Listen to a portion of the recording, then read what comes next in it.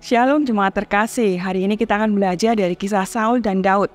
Ketika Daud kembali dari mengalahkan orang Filistin, rakyat mengeluh-elukannya dengan nyanyian. Saul mengalahkan beribu-ribu musuh, tapi Daud berlaksa-laksa. Nyanyian itu menyulut kemarahan Saul karena ia merasa dibanding-bandingkan dengan Daud. 1 Samuel 18 ayat yang ke-8 berkata, "Lalu bangkitlah amarah Saul dengan sangat, dan perkataan itu menyebalkan hatinya. Sebab pikirnya kepada Daud diperhitungkan mereka berlaksa-laksa, tetapi kepadaku diperhitungkannya beribu-ribu." Akhir-akhirnya jabatan raja itu pun jatuh kepadanya.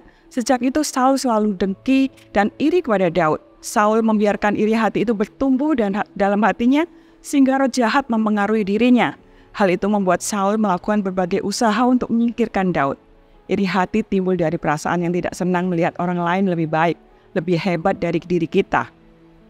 Bila iri hati dibiarkan, maka akan menimbulkan tindakan-tindakan yang tidak menyenangkan, yang bisa melukai orang lain, bahkan menjatuhkan diri kita sendiri. Jangan biarkan iri hati bertumbuh dalam hati kita, sehingga menjadi jalan masuk bagi si jahat, menguasai hati kita. Kita harus menjaga hati kita agar tidak tercemar.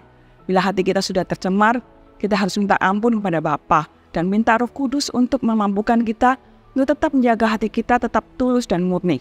Pupuk dan kembangkan sikap rendah hati untuk berani mengakui kelemahan orang lain dan lapang dada menerima kekurangan dan kelemahan diri kita sendiri.